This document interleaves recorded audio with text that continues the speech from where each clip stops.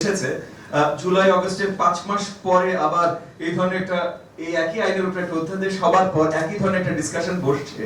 এবং সেখানে আইনের জায়গা থেকে না আইনের অ্যাপ্লিকেশন থেকে আমাদের অভিজ্ঞতা বেশি আমাদের রাজনৈতিক অঙ্গনে আমাদের নামে এগুলো নিয়ে মামলা হয়েছে আমাদের কর্মীদের নামে এগুলো নিয়ে মামলা হয়েছে জনগণের নামে যখন এগুলো নিয়ে মামলা হয়েছে তখন তারা আমাদের কাছে এসেছেন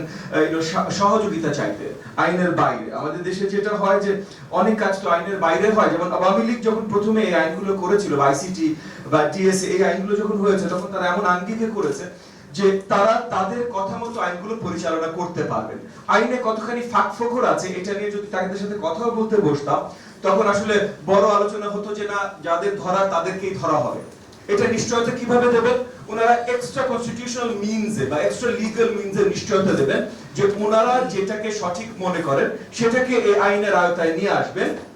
মানে যেটাকে তারা বেঠিক মনে করেন এই আইনের আওতায় নিয়ে আসবেন আর যেটাকে ওনারা সঠিক মনে করেন ওনারা ওনাদের ডিসক্রিশনে এই আইনের বাইরে রাখবেন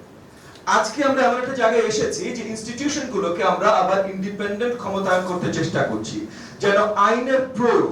আইনের ব্যবহার আইনের জায়গা থেকে হয় কোন কোর্টের উপরে কোনো চাপ সৃষ্টি করা না যায় কোন ইনস্টিটিউশনের উপরে কোনো চাপ সৃষ্টি করা না যায় তো সেই জায়গা থেকে যদি আমাদের তৈরি করতে হয় তখন জ্যোতির্ময় ভাই যেটা খুব পরিষ্কার করেই বললেন যে আইনের ধারাগুলো খুব পরিষ্কার হতে হবে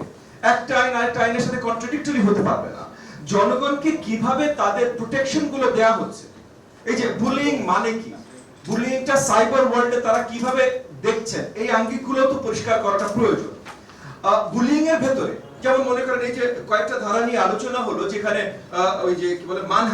মানহানি চলে আসতে পারে তো আজকে এই যে আমরা শেখ হাসিনা নিয়ে বা অনেককে নিয়ে যে এই যে মিমিক কার্টুন করছি যে ব্যঙ্গ কার্টুন গুলো করছি এগুলোর আঙ্গিকে কি শেখ হাসিনা আমাদের নামে এখন হ্যারাসমেন্ট এই আপনার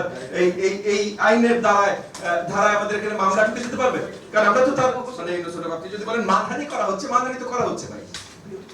তাহলে আমরা প্রেসের স্বাধীনতা কি রাখতে পারছি বা আগামীকাল আমাকে কেউ যদি এরকম এখানে আমি রাজনীতি করি অনেকে আমাকে পছন্দ করবে অনেকে অপছন্দ করবে যারা অপছন্দ করবে তাদের পুরো অধিকার আছে ভাই আমাকে ব্যঙ্গ করে কার্টুন বানানো তো তাকে ব্যঙ্গ করে আমাকে ব্যঙ্গ করে যদি কার্টুন বানায় তাহলে আমি তার নামে ব্যঙ্গ করে কার্টুন করার জন্য মামলা করতে পারবো কিনা এটা কিছু তো পরিষ্কার আপনার অ্যাভিনিউজ থাকতে হবে it can some of it has to be মানে আইন যে কোনো সময় some of it has to be under description কিন্তু তাহলে ডিসক্রিপশনটা কার মহাপরিচালকের ডিসক্রিপশন নাকি কোর্টের ডিসক্রিপশন তাহলে কোর্টে কোন জায়গায় যাবে এই জিনিসগুলো যতক্ষণ পর্যন্ত পরিষ্কার না হবে প্লাস এই যে পানিশমেন্ট গুলো মানে আপনি এইটার পানিশমেন্ট আমি জানি জ্যোতির্ময় ভাই ওনারা আইনজীবী হিসেবে আইনের জায়গা থেকে বললেন যে 2 বছর কারাদণ্ড ভার্সেস 10 লক্ষ টাকা জরিমানা কিন্তু একজন জেনারেল নাগরিকের থেকে যদি তাকান মানে যে ঝামেলাগুলো আমরা আসলে রাজপথে ফেস করি 2 বছরের কারাদণ্ড একটা বিশাল ব্যাপার ভাই এটা ছোট কোনো মানে পানিশমেন্ট না ঠিক আছে আইনের চোখে এটা ভিন্ন বাট আমি বলছি ইন রিয়েল লাইফ প্র্যাগম্যাটিক 2 মাসের কারাদণ্ড ভাই বিশাল ব্যাপার আপনি একটা কার্টুন করেছেন তার জন্য আপনার 2 মাসের কারাদণ্ড আপনি একটা কার্টুন করেছেন বলে আপনার 1 লাখ টাকা জরিমানা আর 1 লাখ টাকা জরিমানা যদি হয় শুধু 1 লাখ টাকা জরিমানা যদি আমি দিয়ে পার হয়ে যেতে পারি তাহলে তো ইটস বেসিক্যালি রিচ ট্যাক্স যে আমার যদি ধন থাকে তাহলে আমি যাকে ইচ্ছা তাকে নিয়ে মজা করতে পারি আমি যদি ধন খুবই না হই তাহলে আমি কাউকে নিয়ে মজা করতে পারবো না so it's a tax of the poor আপনি যদি এইভাবে জিনিসটা তৈরি করতে চেষ্টা করেন সো মানে এগেইন আমি আর আমার আলোচনা খুব বেশি লম্বা করার দরকার নেই অনেক বিজ্ঞ আইনজীবীরা আছেন আমি আরো ওনাদের কাছ থেকে জানবো ওনাদের কাছ থেকে শিখবো যেন এটা নিয়ে আমরা রাজপথে কথা বলতে পারি আমরা প্রত্যেকটা পলিটিক্যাল সার্কেল এটা নিয়ে আওয়াজ তুলতে পারি কারণ এই ধরনের আইন